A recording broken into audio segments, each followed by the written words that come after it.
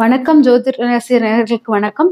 இப்போ பூச நட்சத்திரத்தன்று நீங்க என்னன்னா சாமந்தி பூவை கொண்டு பெருமாளை வழிபாடு பண்ணீங்கன்னா உங்களுக்கு தீராத நோய் நிரந்தர நோய்கள்லாம் தீரதுக்கு ரொம்ப தீர்ந்து போகிறதுக்கு அந்த பூசம் நட்சத்திரத்தன்று பெருமாளை இந்த சாமந்தி பூவால் வழிபாடு பண்ணணும்.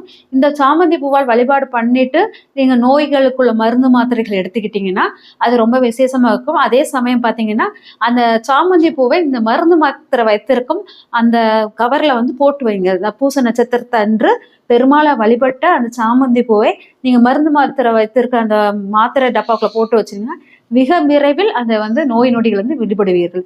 நன்றி, வணக்கம்.